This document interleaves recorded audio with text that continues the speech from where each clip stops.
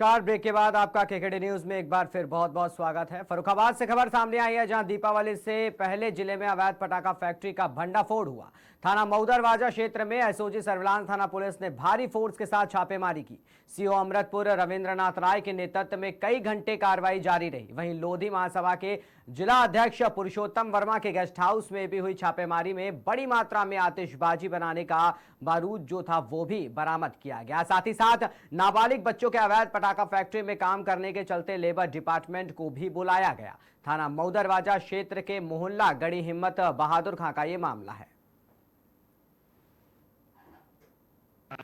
Sir शुभ नाम क्या हो, किस पद पर हैं, क्या कार्रवाई है? श्रम प्रवर्तन अधिकारी फर्रुखाबाद। ये सीओ अमृतपुर की की सूचना पे मैं यहाँ पर आया। मैंने देखा कि यहाँ पटाखों में बारूद भरने का काम हो रहा था, जिसमें 18 वर्ष से नीचे के भी बच्चे काम कर रहे थे। तो इनके संबंध में हमने जो है इनका चालान किया। 4 बच्चे पाए। इनसे इनके परिजनों को कोई जानकारी मिल पाई है? इनके परिजनों के बारे में कोई जानकारी नहीं मिली। बच्चों ने इनके नाम, अपने परिजनों के नाम बताए पिताजी के। इसी आधार पर। तो क्या ये बंधुआ मजदूरी कर रहे थे? नहीं, बंधुआ मजदूरी नहीं कर रहे थे, ये बाल श्रम का काम कर रहे थे। Thank you. सर शुभ नाम?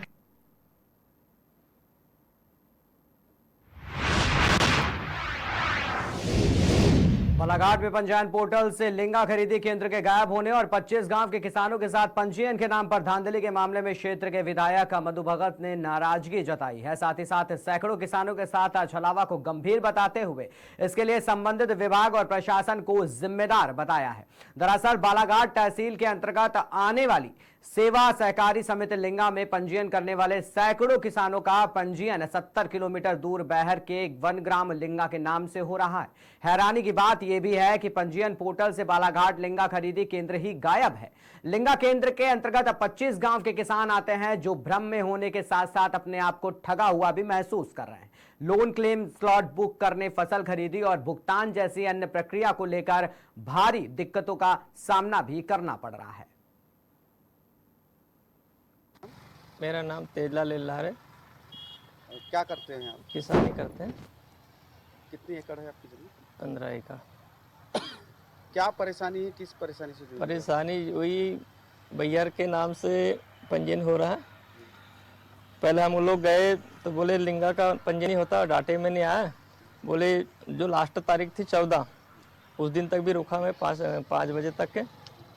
उसके बाद में बोले अब करते हैं। उसके बाद में फिर दूसरे दिन पता चला कि बैहर के नाम से पंजीयन हो रहा है। फिर वैसे हुआ तो इसलिए बालाघाट अपना लिंगा पड़ता है। तो अभी आप संतुष्ट हो कि भ्रम की स्थिति क्या है? भ्रम की स्थिति यही हुई कि हमारे धान लिंगा में खरीदी होती है, बैहर जाना पड़ेगा। इस बात की उलझन है? उलझन है। तो अभी किसी के पास शिकायत की हो कहीं? अभी तो कहीं शिकायत नहीं की है। तो किसानों में क्या चर्चा चल रही है? किसानी में वही चर्चा चल रही है कि भैया हमारे धान का पंजीयन तो लिंगा में हुआ है, पर कल को पता चले कि अपने को बैहर में बेचना पड़े माल। अभी यहाँ सोसाइटी में गए तो क्या बोल रहे सोसाइटी? नहीं, उनने तो बोले कि करेंगे यहीं, वो वजन यहीं करेंगे कह के बोले। उनने बोले पंजीयन यहीं से हो रही है, तो बोले वजन भी यहीं करेंगे, ऐसा बोले उनने। तो ये जो बैहर तहसील का नाम आया है, हाँ। ये क्या एक मजाक टाइप लग रहा है? ये बहुत बड़ी लापरवाही, वो तो गलती है, अधिकारी की गलती के कारण से वो सब कुछ हुआ है। भ्रम की स्थिति। हाँ, उनने जो डाटा जो पंजीयन क्या बोलते हैं उसको केवाईसी जो किए उनने, उसके कारण से उन्हें सब गड़बड़ कर दिए। अपना नाम बता दो। मेरा नाम संजय लिल्लारे, ग्राम नेत्रा, जिला बालाघाट, तहसील बालाघाट। क्या हो, किसानी करते हो? हाँ, किसानी करते हैं, किसान हैं। आप एक बड़े किसान हो और जो पंजीयन के नाम पर जो छलावा टाइप अभी कुछ सुनने मिला है कि हुआ है और किसान भ्रम में है, क्या परेशानी है आप लोगों को? परेशानी ये है कि धान पंजीयन जो हमने करवाया है तहसील बालाघाट के तहत, जो लिंगा सोसाइटी है हमारी तहसील में, वो वहाँ पर जिला बालाघाट तो दिखा रहा है, लेकिन तहसील बैहर दिखा रहा है। तो ये असमंजस की स्थिति पैदा हुई है भी कि हमारी धान यहाँ बिकेगी या बैहर आएगी। अभी तक के तो निराकरण नहीं हुआ उसका। तो कितने किसान आते हैं क्या? हमारे यहाँ, हमारे प्रॉपर मेरे गांव से 150 किसान हम लोग लिंगा खेत उसमें शहर में आते हैं। दीनदयाल गौतम, लिपिक सेवा सहकारी समिति मर्यादित लिंगा। ये क्या तकनीकी क्या गड़बड़ियां हैं, किस कारण से हुआ, कुछ क्या बता पाएंगे? जी, ये धान उपार्जन पोर्टल में जो पंजीयन का जब से स्टार्ट हुआ है, तभी से समस्या लिंगा के लिए बनी हुई है। सॉफ्टवेयर में जो पंजीयन करने के लिए जो जा रहे थे, उसमें लिंगा का जो गाँव है, वो बैहर तहसील के 1 ग्राम में दिखा रहा है। बैहर तहसील में इस कारण से पंजीयन नहीं हो पा रहे थे। चूँकि 4 अक्टूबर अंतिम डेट थी, तब तक तो पंजीयन हमने भी नहीं किया और कोई मार्गदर्शन नहीं मिल पाया। इस कारण से पंजीयन नहीं हो पाए। पुनः पत्र व्यवहार किए अधिकारियों से, उसके बाद में मौखिक रूप से पंजीयन करने के लिए उन्होंने कहा। उन्हीं के मौखिक कथन के ऊपर फिर पंजीयन किया गया। उसके बाद भी बैहर तहसील ही मतलब शो हो रहा है। इस तरह की जो जो स्थिति बनी हुई है, जो त्रुटियां आ रही है दस्तावेजों में, जी, किस तरह की परेशानी आगे भविष्य में हो सकती है? परेशानियाँ तो आएगी सर, इसमें इसलिए आएगी कि तहसील यहाँ अभी बालाहाट तहसील में लिंगा ग्राम शो नहीं कर रहा है। इस कारण से धान बेचने में भी समस्या आएगी, स्लॉट बुक करने में समस्या आएगी और भी बहुत सारी समस्या सामने दिख रही है। जो किसानों को जो शासन से जो कई योजनाओं का लाभ मिलता है, तो इस पे भी असर पड़ सकता है, जैसे बोनस अगर भविष्य में देती है या कुछ भी और वैसा कुछ निकालते? नहीं, अब वो तो कहना अभी मुश्किल है कि अब सबसे बड़ी बात तो अभी खरीदी हो पाएगी कि नहीं, यही विषय सबसे बड़ा है। खरीदी किस रूप में होगी, स्लॉट बुक होगी या नहीं होगी, ये समस्या है। भुगतान बात का विषय है। भुगतान तो बात का विषय है। पहले स्लॉट बुक, धान बेचने के पहले स्लॉट बुक करनी पड़ती है। स्लॉट बुक बैहर तहसील का होता है, कहाँ का होता है, कैसे होता है, यह भी कह नहीं सकते। तो अभी कुछ इस समस्या का कब तक निराकरण हो पाएगा, या ऐसा कुछ माइंड सेट हुआ है आप लोगों का, ताकि आप नहीं। किसानों को बता सको? इस समस्या को लेकर के पत्र व्यवहार अभी एसडीएम साहब से, फूड विभाग से सारे पत्र व्यवहार जो किए हैं, उन्होंने यही कहा कि समस्या का निराकरण हो रहा है, कर रहे हैं। पर अभी तय नहीं है। अभी तक कुछ ऐसा निराकरण नहीं हुआ है कि सॉफ्टवेयर में किसी प्रकार का कोई बदलाव नहीं किया गया है। बहुत बड़ी सामने आई है, करीब 25-30 किसान अभी सामने ऐसे आ जिनका पंजीयन 1 ग्राम लिंगा परसवाड़ा बैहर, जो एक प्रशासन की भारी चूक इसमें सामने आ रही है। निश्चित तौर पे ये आंख खोल के काम नहीं कर रहे हैं, इसे काम चलाने की काम है। किसानों के साथ वैसे ही पहले से छलावा होते आ रहा है और ये जो बड़ा छल हुआ है किसान के साथ, ये प्रशासन वाला है, बहुत शर्मनाक है।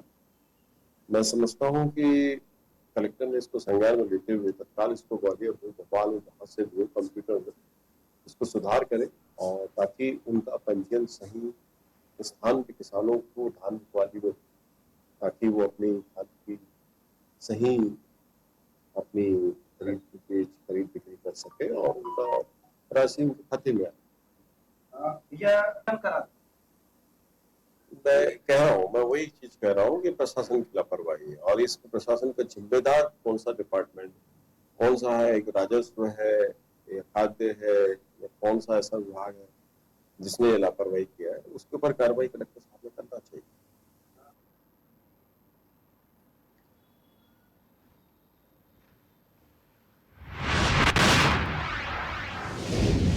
खबर कन्नौज से है, जहां नाबालिग किशोरी के साथ दुष्कर्म हुआ। किशोरी भैंस चराने के लिए गई थी, तभी आरोपी अनिल यादव ने किशोरी का अपहरण कर उसके साथ झाड़ियों में ले गए और वहां ले जा करके दुष्कर्म की वारदात को अंजाम दिया। जानकारी के मुताबिक कोतवाली कन्नौज क्षेत्र के एक मोहल्ला निवासी कामाध युवक अनिल यादव ने बच्ची का अपहरण कर उसके साथ दुष्कर्म की घटना को अंजाम दिया है। बच्ची के चीखने पर पड़ोस की महिलाओं के पहुंचने पर आरोपी भागने लगा, लेकिन लोगों ने पकड़कर पीटकर पुलिस के हवाले कर दिया। क्या मामला हुआ यहाँ पर? वही बिटिया बाहर खेल रही थी और हमको बुखार था, हम परे थे दवा खा के, और बाहर वहाँ मंदिर के पास थी, वहीं पता नहीं, हम जानते नहीं उसको, वो बदतमीजी की हमारी बिटिया के साथ। तो वहाँ के लोगों ने हमको बुलाया, तब गए हम वहाँ। क्या उम्र होगी लड़की की? 10 साल। और कैसे जानकारी हुई आपको? और उन पास वालों ने बुलाया, वो चीखी चिल्लाई तो उन्होंने बचाया, और फिर उन्होंने बुलाया तो हम गए, फ़ोन किया तब हम गए वहाँ। जो लड़का था वो कौन था, क्या नाम, कोई नाम जानती हैं आप? उसका नाम हम नहीं जानते। कहाँ रहता था? यहीं उधर बजरिया तरफ रहता है। आपकी बेटी क्या करने गई थी? वो वैसे थी, वही छूट गई थी, वही भागने गई थी। पुलिस को सूचना दी अभी तक आपने? के आसपास कोतवाली कन्नौज की पुलिस को सूचना प्राप्त हुई कि एक 10 वर्षीय बच्ची के साथ एक लगभग 40 वर्षीय व्यक्ति ने दुष्कर्म किया है और मौके पर ही उस व्यक्ति को जो है लोगों ने पकड़ लिया। तत्काल इस सूचना पर पुलिस मौके पर पहुंची।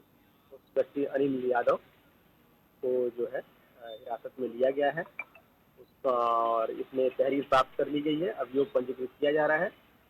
बच्ची का मेडिकल परीक्षण कराया जा रहा है। आवश्यक विधिक कार्रवाई। इन मामलों में मुकदमा दर्ज किया गया। देखिए, चूँकि बालिका जो है ये 10 वर्ष की है तो पॉक्सो और जो है बलात्कार की जो धारा है उसका समावेश किया जा रहा है। अन्य जो भी धाराएं बनेंगी उसको समावेश किया जाएगा। क्या मामला हुआ यहाँ पर?